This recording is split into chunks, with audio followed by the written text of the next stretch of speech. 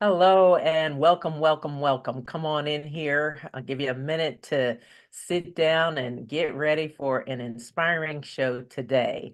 I'd like to welcome you to the Celeste Stein Show. Here we explore topics that matter most to you when it comes to self-help topics and taking a deeper dive into particular issues that often don't get as much coverage or exposure in mainstream media. I'm your host, Dr. Celeste Stein.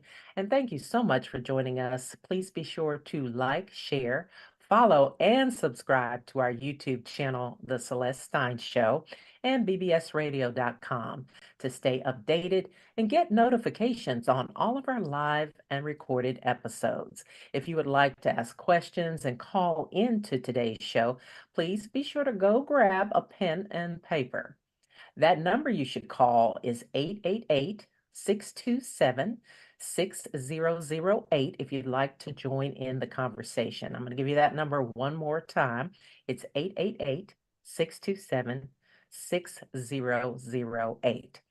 Now, today's topic is one that people aren't really talking that much about, but it also has to do with whether college still has the value it once did, or if people need to start looking into other areas.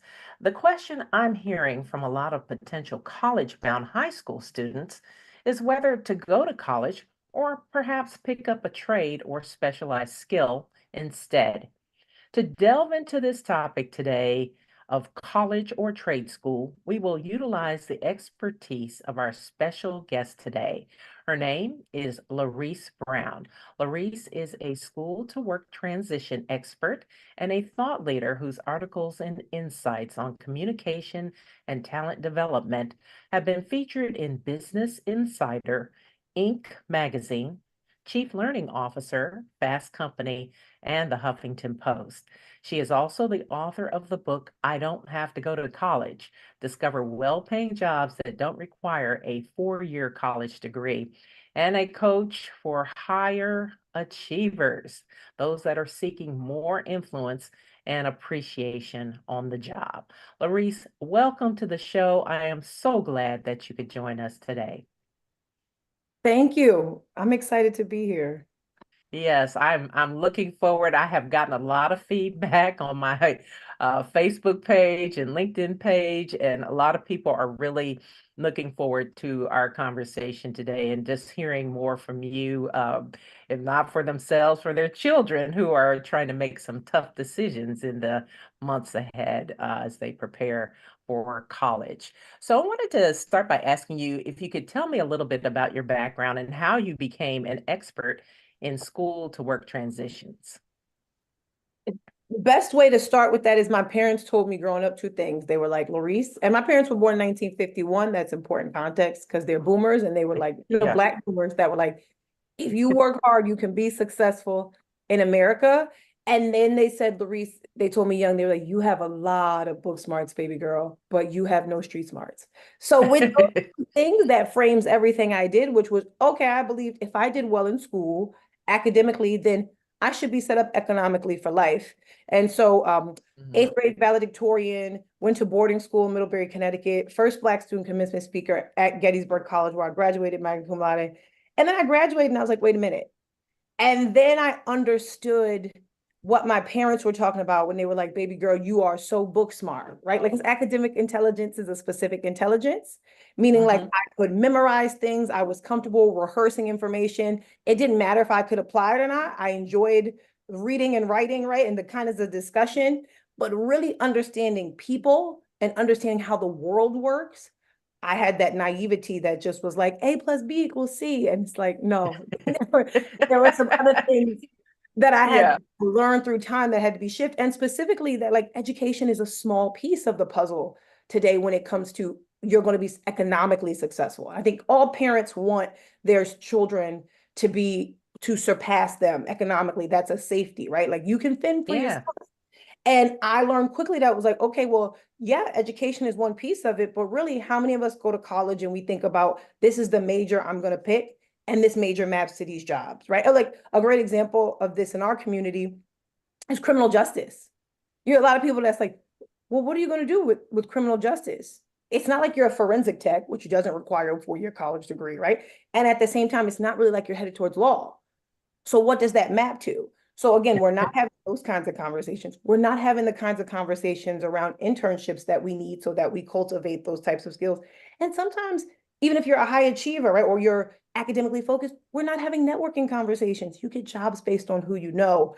And so again, that piece of being like, wow, you will understand the books, but you really don't understand life was a driving factor in me realizing the most important skills that you need to say, okay, I am a student, but this is how I become talent. It's really understanding how to connect with people, understanding how to tell your story. And there's an economic factor of understanding where's the economy headed? Like what is Oh, growing yes. for ways that are declining, right? Industries that are no Hmm. longer in use and even behaviors Right. that don't work anymore. So important, so important. So that leads me to my next question, which is what do you say to the young person and even their parents who might be struggling on making a decision right now as to whether it's better for them to go to a 4-year college or pick up a trade? Because we understand, that's a very individual decision for each person. So when they come to you and they say, we don't know, or the student is even like it was like not a question in my household. It was like, you're going to college. It wasn't even like we had an option.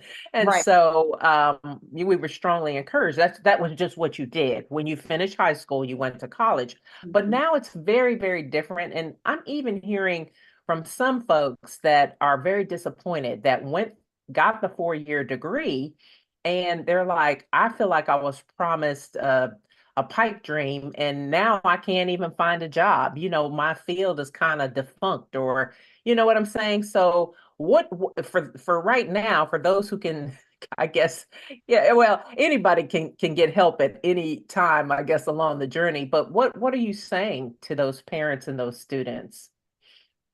I'd start with how mature is your child? And by mature, I know that's one of those words where it's like it could mean different things to different people. But the biggest shift I'm hearing from people when it comes to post COVID and students going to college and not finishing, coming home, is there's how comfortable are they speaking up? Hey, I don't know how to do this. Are they going to sit there? And rightfully so, because I don't have the language. I don't know what to say. Talking to that teacher makes me uncomfortable. Talking to that dean makes me uncomfortable. Like, do they have the ability when they need help to go seek it? Or are they at a point now where they're still looking for you to have support with them with that? The other piece of that is, does your child, when I say maturity, are they at the space where they're self-motivated around what they want to do? Because if Mm, you don't know what you want to do, I tell you, college, a 4-year college is not a space. It's not, most of them mm, are not designed for the kind of career exploration that people need to say, oh, I like that. It's mhm. academic learning, right? It's not hands-on. Right. So again, how well can you speak up for yourself? Do you know what you want to do? And also, really, can you afford it? And again, this is the one of those formulas where I tell people it's not even like when I went to school, it's just like you go to college, you sign on some loans, and like you just assume you're going to get it back. That thinking doesn't work today because now what you're hearing Mhm. people say is like, what like we can't afford like all the problem. We I'm can't afford telling you. children, right? We can't afford a starter home. Like the ratio and Right. most don't know where the benefit of a 4-year college degree kicks in is about 20 years into your career anyway. So we all Right. said something powerful about expectations, right? Like we're like, okay, I'm gonna go to college, and once I graduate, boom. Like, especially if we come from families and we're ambitious, but they're low income, or we feel like our parents didn't go to college and it was an important path forward so that we could do better for ourselves and those we love. But then we graduate and we're like, wait a minute, this didn't change my trajectory the way I thought. Or wait a minute, I'm not even able to get in the rooms or get interviews for some of these jobs in my field or major. So that's what I would say. I would say, ask, Yeah. again, can your child speak up for themselves or are they still reliant on you to fill those gaps for them, especially when they don't know what to do? The second piece is, does your child around what they want to do? And then three, if you've saved up for the 4 years or you can afford the 4 years for them to do some non-career exploration, but again, still some social activities, which I don't poo-poo, right? Mm, Some people like colleges, sure, right? Like, but that doesn't have to be a bad thing. If can right. you afford it? And can you afford, and by that I mean, can you afford for it not to pay off immediately? Right. And That when social part is really important too. I mean, some people are like, well, I didn't pay for you to, join the fraternity or the sorority. I didn't pay for you to, well, maybe they did, but I want you there into academia and learning. But the thing is, a lot of times, I know for me personally, a lot of the jobs that I got was because I knew someone, not necessarily with the skills. So, because a lot of people have the same skills, well, what sets you apart, from someone else? So important. But, I think if I think back, I spent many years teaching college classes, 5 different universities. And when I, would do counseling with students, I can remember so many of them coming to me with not a clue. They were in my major, into communications and journalism and broadcasting and all of that, but they actually really didn't know what area. I mean, and there's so many different places you can go with that particular degree. So, and some of them would make the decision to do other things, but I'm like, well, then, what, I mean, why are you here? What is it that you are actually, thinking you want to do when you get out of here? And I mean, it would just be this blank stare many times. And you're like, well, how can I help this student to kind of find where they're trying to go? And so sometimes it's internships, sometimes it's, conversations about things, because I find many of them don't even know what particular fields exist within that particular area. And so like I can think in terms of communication. So I spent many years as a news reporter.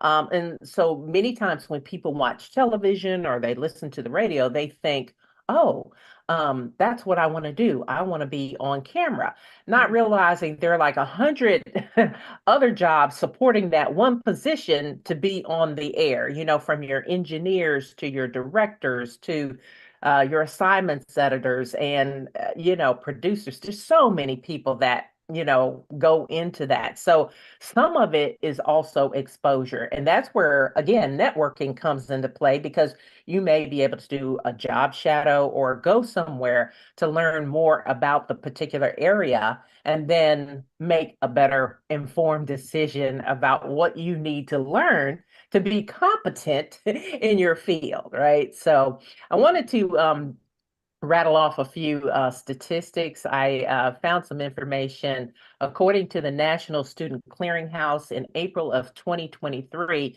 while almost every sector of higher education are seeing fewer students enrolling for classes, many trade school programs are booming.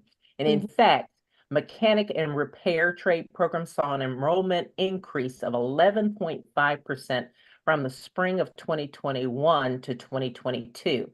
Enrollment in construction trades courses increased by 19.3%, while culinary program enrollment increased 12.7%, according to the Clearinghouse. Meanwhile, enrollment at public two-year colleges declined 7.8%, and enrollment at public four-year institutions dropped by 3.4%.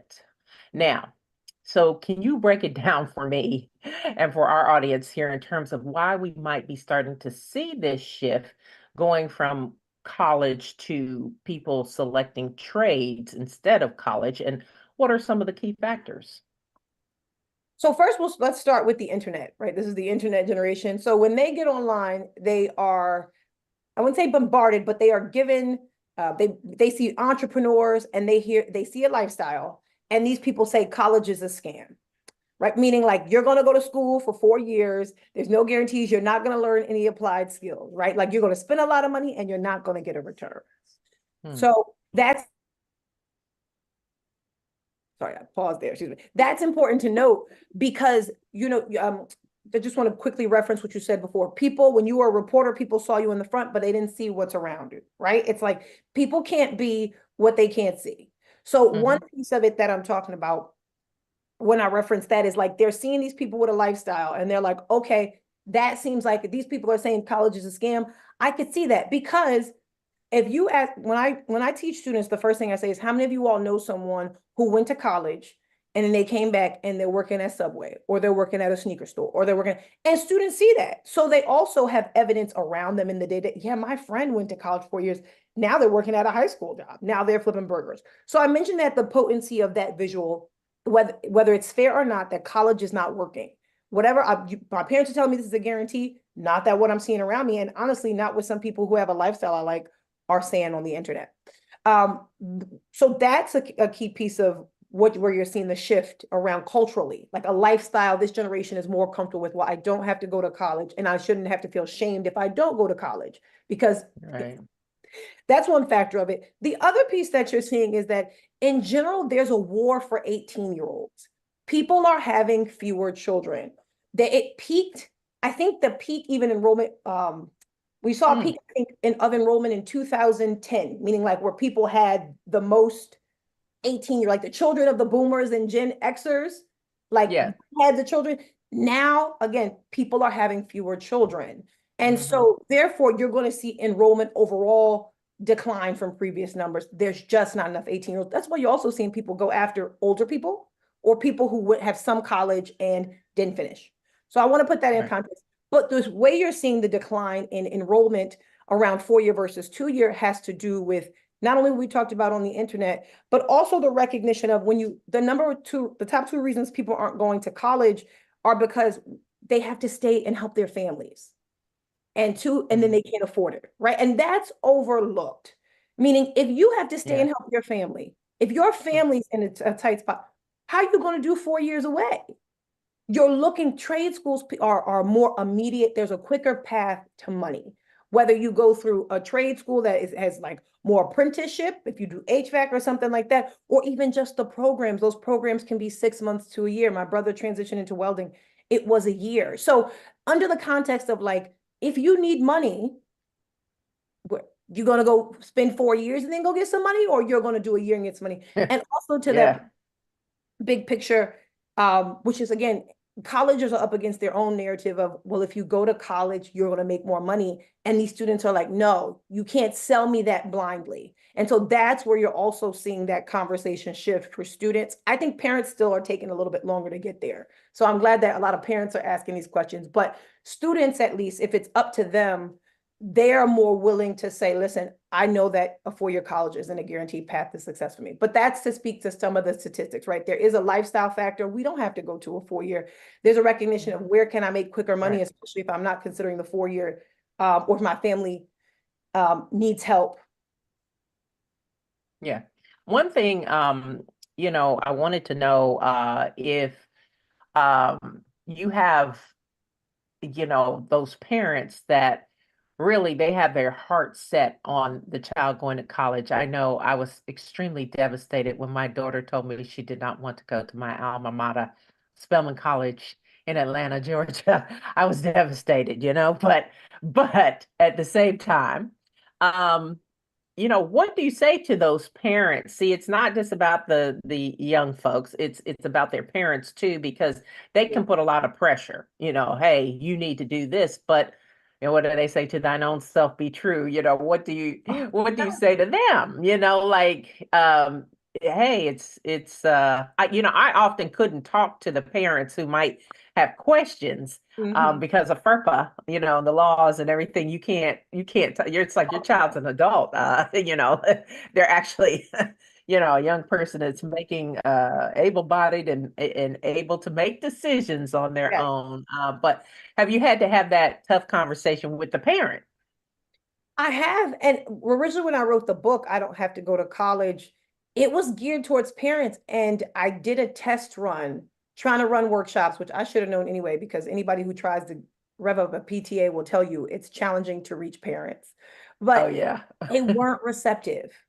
Mm, And understandably, listen, I come from parents who are like, you're going to go to college. Okay, so I got it. But also, we're up against when parents were participating in the economy, when they were transitioning out of high school and college, it was a different time. And so, as telling people, hey, it's a different time now, that doesn't work, right? Like, it's the same thing with music. Like, I remember growing up, like, my mom would be like, this is music today. And for us, we were like, yeah, this is music today. Like, this is like right. essentially what the parents take for granted that things have changed. And so they're passing on information saying, listen, this worked during my time, without a recognition that like things are always changing, right? Like just like the music changed, what people do after high school to be successful has changed. And so I found the parent conversations to be the most challenging because it's emotional. And again, this is Mm. not to say like economic argument versus like use your logic. You know, people try to like shut down. No, we are beings who feel, and it's some of the trickiest emotions that you're talking about. It's I feel shamed if my child, how are people going to look at me if my child doesn't finish school? It's also, I don't want my child to be a statistic. We do discriminate against people who don't go to four-year colleges. We judge them unfavorably, right? That's why a lot of people are like, you'll hear even some students that are like, I don't, I want to be a contributing citizen. I have to go to college. And I'm like, that's very powerful that we've made a connection that the only people who are true contributing citizens are the one who went to college, right? It shows you how unaware people are of other options. But all that to Hmm. say, when I talk to parents, I have to see how open they are. And usually the most open ones are the ones similar to what you said before, who have students who are like, who have children who are like, college is not for me. Or even a nephew that was like, I really don't want to go to college. Because then they see, oh, this is real. And you can't force someone again if they don't have that self-motivation at the point to do it. Those are the parents who are most receptive to, here's other pathways my child can take, or that my loved one can take so that they can be successful. But in general, if you're a parent listening to this, which I hope you are, um, Yeah. your friends to be more open-minded. I'll say that. Right, right. I know. I just think back to when I was teaching, and I made some observations. I know some of the best students were the non-traditional that maybe took a few years to work, and Mhm. they came back. They were a lot more dedicated, and they specifically knew what they were trying to gain from college, which Yes. and one guy even told me, he said, college is too expensive. He said, I've decided that I am going to work, raise enough money for the classes I wish to take. And if I can't pay for those classes, I'm not taking the classes, and that's, I was like, wow, a lot of people don't think like that. They just think, they don't even have a concept of how much, their parents might be paying, or that what they're going to have to pay back that $80,000 per semester a day nowadays. I'm like, you don't know. That's your house, your car, all these things that you will be paying on for a year. It took me about 10 years. And at that point, I just had a master's degree, but it took me 10 years to pay off college and my advanced degree. And it's just, it's very, very expensive. So uh yeah, I want to Spot take a on. quick, yeah, exactly. I want to take a quick break, but when we come back, we're going to talk about some common misconceptions about trade schools versus, the 2 or 4 year college degrees. We'll take a quick break, and we'll be back right after this. Looking to amplify your brand's voice? Look no further than Bishop Stein and Associates, your premier PR powerhouse. From targeted advertising to innovative marketing solutions, we're here to elevate your brand. But wait, there's more. Are you a strong speaker? Join our exclusive Speakers Bureau and share your expertise with the world, or book our top-tier talent for your event. Whether you're launching a product, rebranding, or seeking expert speakers, Bishop Stein and Associates delivers results. Transform your brand today. Visit us at bsaprinc.com and discover how we can amplify your success today. Bishop Stein and Associates, your strategic move.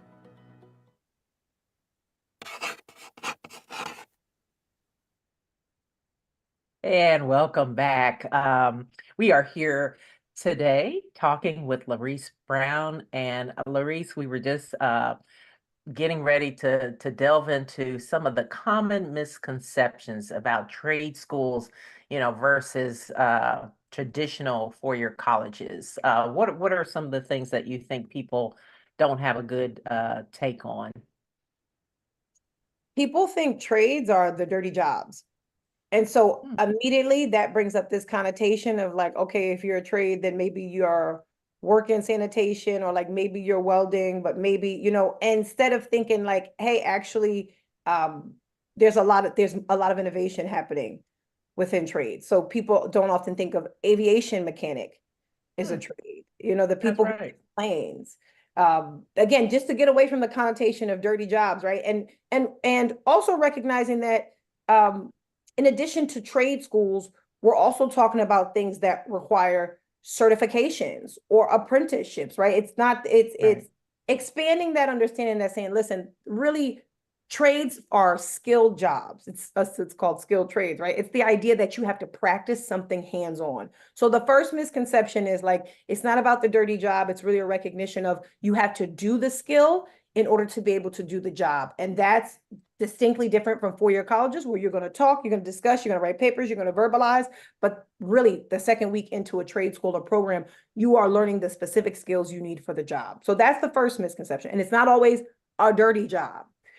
The other piece of it that people should know when it comes to trade schools is also think about, now you do have to be, I will say this about FAFSA, some FAFSAs, you do want to be clear that they transfer over to trade schools. But I would also say the thing about trade schools is they understand that you're there to be employed more so than colleges. Four-year colleges are still doing that catch up. And I would say one advantage that is associated with trade schools, some of which are embedded in community colleges, they offer these trade force or workforce certifications, is that there's a more robust focus on here's some of our industry partners. Here are people you should be talking to. Here are companies in the area who's hiring. And that's a distinct advantage because we're all going to school because we need to become talent and get jobs. And so those are two things to keep in mind. Hands-on learning and also more of a focus on career development.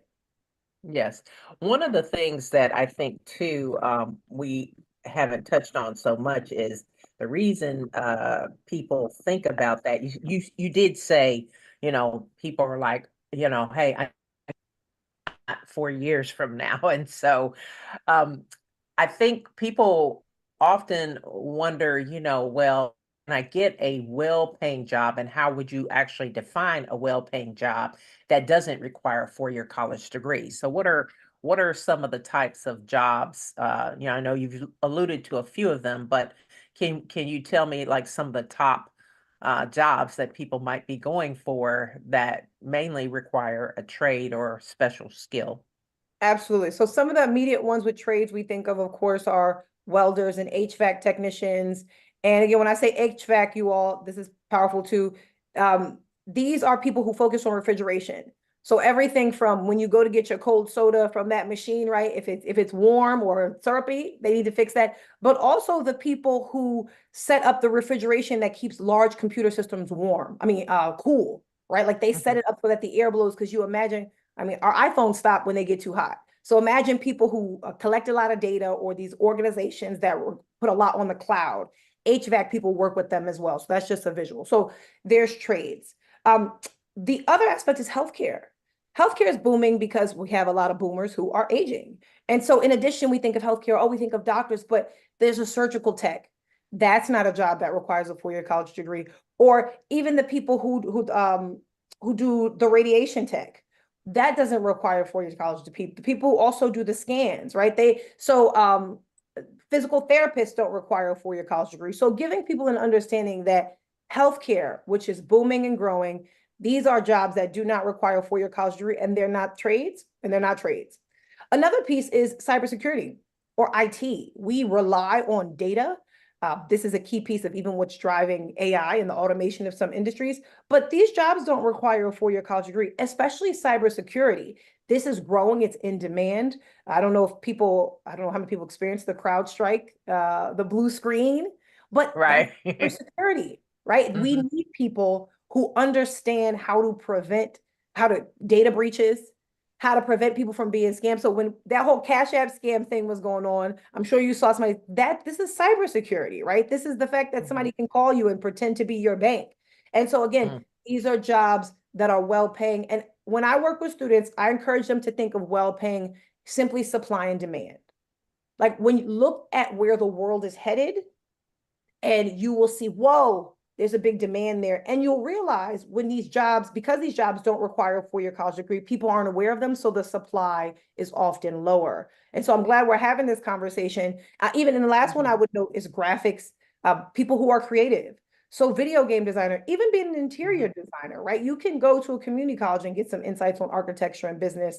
And that'll also lead to you being able to do that if that's the creative outlet you want. But I often think people, again, they're not conscious that there's a lot of well-paying jobs that don't require a four-year college degree. Well-paying, meaning these industries are growing and they don't have enough people who know about them. So you will be paid well and continue to be paid well the more you specialize in that area and skill. Mm-hmm. Well, Larice, and speaking of the future, as you mentioned, I also wanted to ask you a little bit about AI and how you think that's going to impact trades, four-year colleges, two-year degrees, etc. Um, in the next couple of years. What are you kind of seeing as a trend? AI is so as a trainer, I want everybody because we hear AI and it's like it's used so vague. And I'm always like, Right. everybody, can you please talk about AI for the everyman? Like, and you talking for talking about AI Right. is trained. So it's like you go on Google.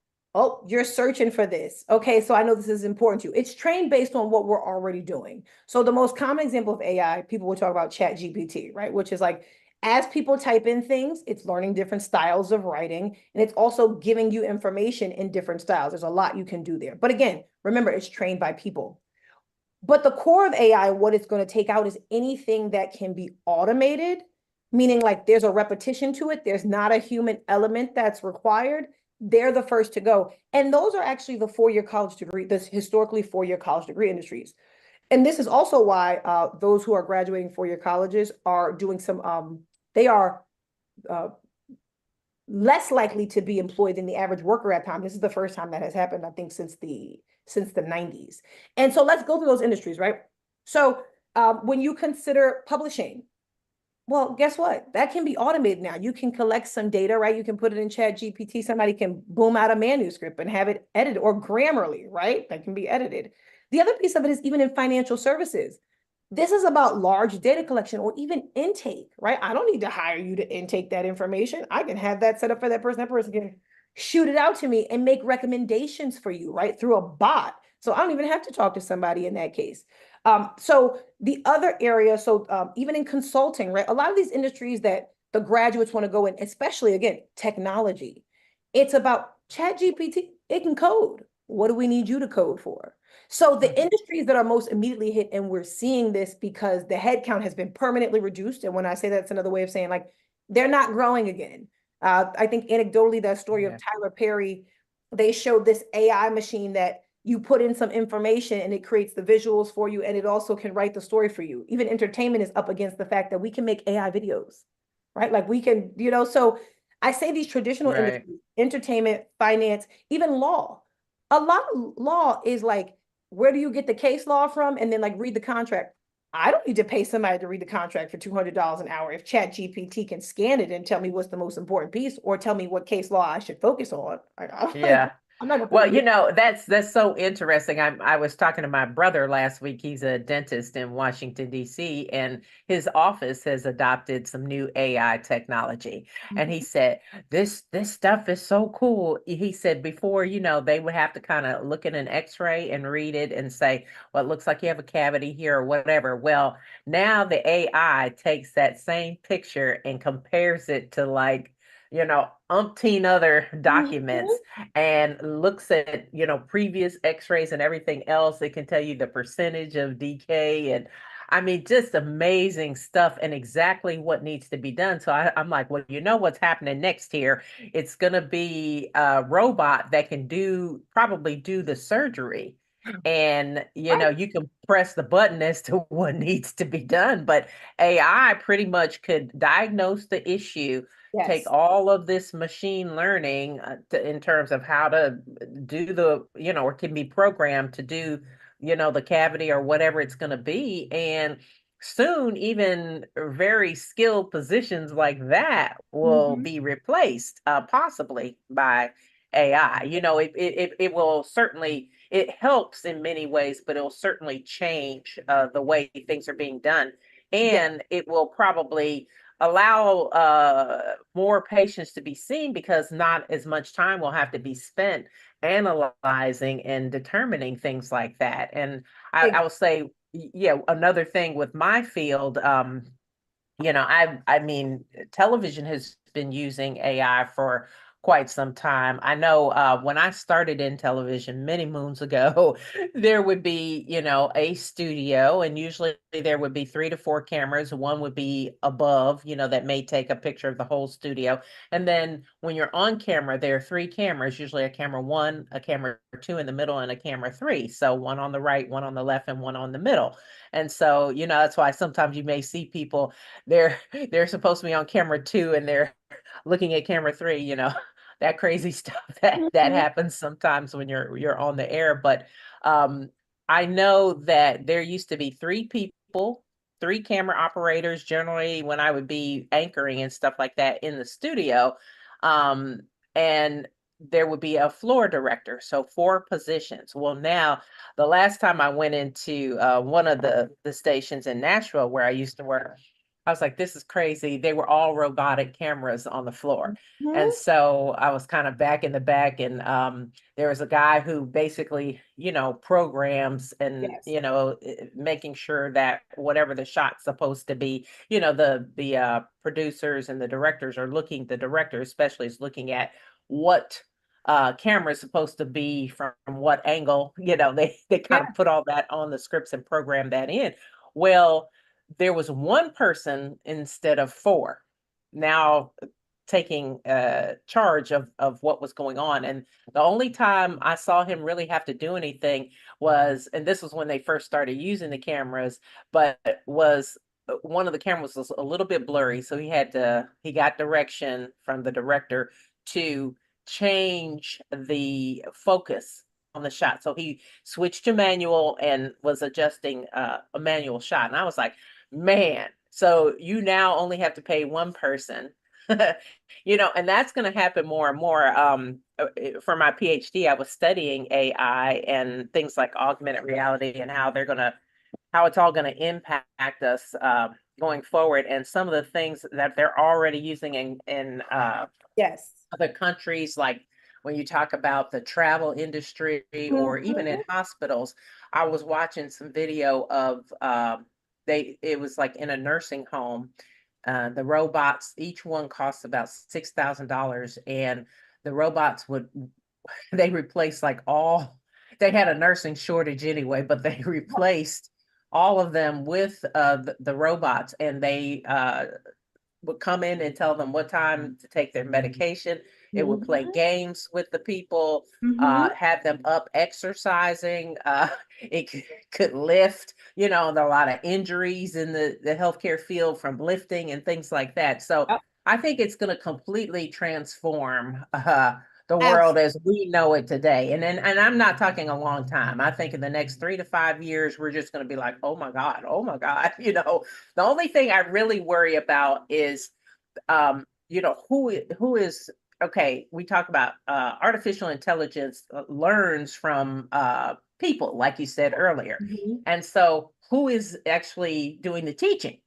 So you really need to have a diverse group of people working with the AI and feeding the AI information so that I mean, if that's being used to like select people for jobs and things like that, as you might imagine, there are going to be Yeah. some issues with that, Oh, but absolutely. It's the same thing when they talked about that facial recognition recognition. technology from the police force, like when they couldn't discern between black people, right? Like we have to be there's a um spiritually they say anything that is, how they say we're children of God, and we have Mhm. the same ability to create in the ways God created the heavens and the earth. And so it's the same thing. I tell people, like, there's nothing that is created that is not impacted by the creator. So the same thing, like we're created by God, so we are impacted by the way God created us. When we create something on this earth, whether a technology or a book, it comes from our minds, it comes from our thinking. And Mhm. every different people from different groups think differently. So to your point, Right. absolutely, every group Right. has a bias or something they're not Mhm. exposed to. When you take that to technology and it comes up against something it hasn't been exposed to, then what happens? Right. And it can Right. have catastrophic consequences if we're not aware of that. Absolutely. And to the point, I love what you said about um, that 4 person became 1. And the reason why that he has the job is because He knows how to work. He has the skill to program those cameras to work with it. And that's where people who are going into skilled trades is, yes, something can diagnose and still you're going to be the one that fixes it. Or yes, Right. you'll work with the laser machine, right? You're going to guide it, but you still need to understand what you're training that machine for. So you're right, a reduction in headcount will still happen, but trades is often about that skill. They're teaming. That's how I see it. Skilled trades are more teaming with AI and the machines. And on our end, for people who went to on the end of people who went to four-year college, those traditional industries that heavily relied on data collection or writing or intake, like you said, those things are going to be permanently eliminated because once the machine can do it, what do we need you for?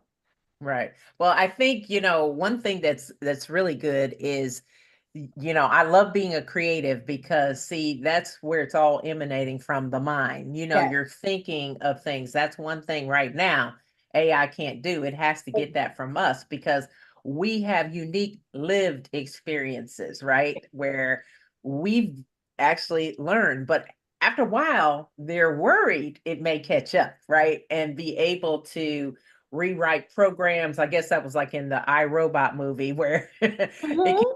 a little bit awry, but we want to make sure that certainly we're thinking ahead on all of those things because there is so much going on and so taking place so rapidly that there are no laws on the books yet for a Yeah. lot of this stuff that's being done. And that part was rather worrisome to me in studying some of it because what we may approve here or not approve of here, another country may have already approved of. So, how do we deal with that from a global perspective, international perspective, versus, just the day to day in making sure that things may seem good because it cuts down on time or, it's better in some way, but is it ethical? Is it moral? And Mhm. sometimes people don't really care, it's going to make money. So that's all the objective. But we have to, as a society, I think, be thinking of all of these things when it comes to what we're learning and how we're learning and what we're doing. I want to take another quick commercial break. Mhm. And when we come back, I want you to be thinking of some success stories you've had with individuals who maybe chose trade school over college. So we'll take a break and we'll be back right after this message. Looking to amplify your brand's voice? Look no further than Bishop Stein and Associates, your premier PR powerhouse.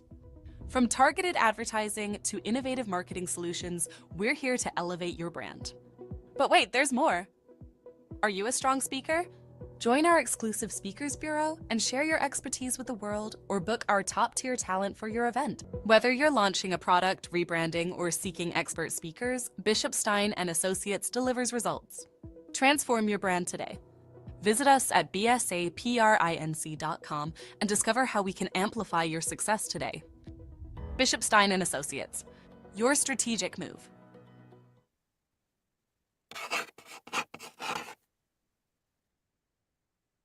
And by the way, that's our first AI commercial. Yeah. I was going to say that. That's good.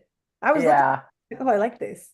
Yeah. So little different, trying some new things. So anybody out there, if you are looking for an AI commercial, see us, Yeah. contact bsaprinc.com, right? So um, I wanted to note this, and I know we're transitioning into success stories, but one of the reasons that talking about AI and its immediate consequences is important, that aligns with why people not going to a four-year college if they can't afford it is important, is because AI will permanently put some people in an underclass. mm, And so what do I mean by that, right? Because this is why yeah. you all, like, where I get booted out of education, they were like, Miss, you're talking about like labor, any kind. I'm like, yes, we go to school to get a job, right? But K through 12 is not ready for that. But I need us to understand that, like, in the 70s, there used to be this idea that you're going to do better than your parents. That stopped in the 70s. That doesn't mean, oh man, everybody is going to like do worse than their parents or be on equal footing. No, it means if you are going to advance, if you're going to be economically mobile, you have to be more intentional. which means you have to have an understanding of the economy, not just this. You can't follow general platitudes, right? Like before, it was just work hard, and that was the platitude, and like you would be fine, right? Because it was more about workers' rights and pensions and healthcares and how do we help all ships rise. We are no longer like that. And so what's happening is stratification across race, and of course, there's still gender stratification, meaning like certain people, there's just gaps that we are not going to see filled in our lifetime. It is always unfortunate to me when people say 288 years it's going to take. I'm like, dear God, we want to see some progress in our lifetime, right? But it's important to note that part of the what's challenging even about four-year colleges now is they are reproducing inequity because it benefits the wealthy. The wealthy already, they've been saving for college for their children. That's part of their tax plan, right? They save for. So their children are going free. Coupled with that, when you are wealthy, you tend to have networks of other people who can hire your students. So your child. So even that, right? They already are integrated into networks or have hiring managers. But to take this back to AI, what that means is that right now, AI is about getting access to certain industries that the average, meaning like who's training them now? Where do you get information about? Are you in the financial services sector? They're training somebody, but how many of us are represented in that sector? Okay, so you were looking in the entertainment industry, like you said, how many of us are looking at the entertainment industry from the perspective, let me get trained in the how they're going to use the cameras or how they're going to use AI to generate that. So what I mean is it'll create this permanent underclass because the people who will most benefit from getting the skills to learn how to use AI and then permanently have a job in the future are already the people who tend to be in a higher socioeconomic class anyway. So that's what I mean by that, which means that there are going to be conversations in you about not only ethics, but like what do you do when they're when the retail jobs or jobs that tend to be lower wage jobs across retail or other areas, well, they're gone now because we all have walked into a place where you order on a machine. And so that is something I just want to note for all. It's just to pay attention to the world around you. And if, if it's interesting to you, then yes, pursue it. But it is important to note that like AI, as you mentioned, will have some significant impacts on the economy and how we all participate in it.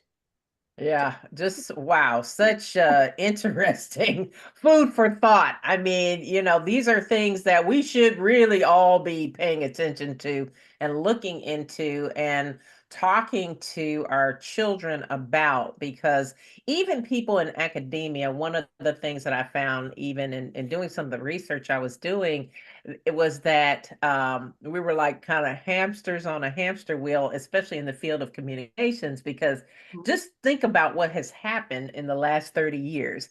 It has just been crazy with the internet. If you think back to 30 years ago when we barely had, cell phones, those big old Yeah. clunky cell phones you used to carry Yes. in a box and all that.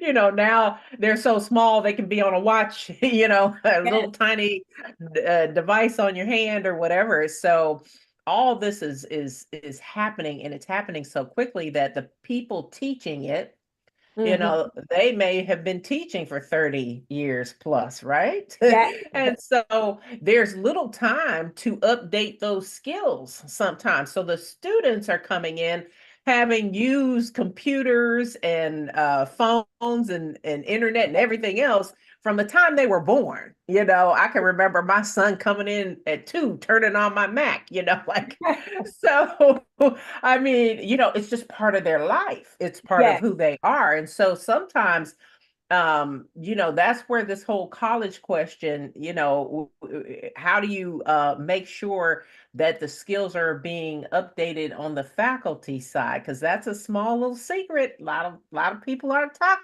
about, but definitely one that I think we got to really get ahead of that game because a lot of people don't like change. that's Who exactly it. my cheese? Like it's still a problem. People don't want to talk about, what do I need to improve? It's just, they get complacent, they get comfortable being where they are. And I think, we really have to constantly be evolving, constantly be open to change and Yes. learning because it's getting ready to go down. It's going down quickly. Oh, So I hope yes. that people are ready. Yeah. Yes. And the last thing I'll add, because that's a great point, the permanent, any change if you're not somebody who's adaptable at this time, that's how you will become a part of a permanent underclass, because there's so many people changing, and there's so many people also competing for the same jobs. They found that people who are, not only are people retiring later, but like 60-year-olds are getting back in the workforce, right? If they had left, people are getting back. So it's a lot of competition in certain areas, and it's just a recognition, like you said, stay with the times, right? Like stay Yeah. where things are going. That reminds me, I've heard from so many young people because I have, children that are working age now, and it's like, well, your generation doesn't want to get out of the jobs we want and we need. I'm like, look, we better get a new skill. Right, right. But anyway, it's like really bad that this attitude. I think we as a whole, as a society, we're going to need all the help we can get from every different area. Yes. That's something else I learned from my research, that how important it's going to be for them to have some of the knowledge and skill sets from older generations, because I'm telling you, sometimes things happen where there's a meltdown, and there are going to be people who are like, well, what do I do? I don't know how to use a typewriter. I don't know how to take a note. Like it's going to be a mess, if something like that happens. We don't even want to talk about that. But no, and even without those tech pieces, or like those being able to do things in we'll say a previous way, not a primitive way. You all have social skills in a way this generation knows they lack. Not only because, like you said, they grow up with technology, so it's like, if I don't want to see you, I don't have to see you. I'm engaging with you through my tablet, but we don't engage out in the world the same way, right? Like sometimes, of course, there's some distrust because stranger danger, but really we don't participate in groups the way we used to socially, whether it's religious groups or even students being lifeguards, or like we don't do that. And so you all have a maturation and we can learn from the way you all engage with each other, the way you resolve conflict, the way you introduce yourself to someone, the way you look them in the eye. These are skills that this generation, you all take for granted. You all had to do it this way, and they still don't have that, right? There's a discomfort or anxiousness around people. So we'll look to you all for that too. Right. Yeah, I think it's so important for both sides there to pay attention to the good things that are brought to the table by both sides, Yes. because so much can be gleaned from that. And how important is that, just to have the balance that is needed.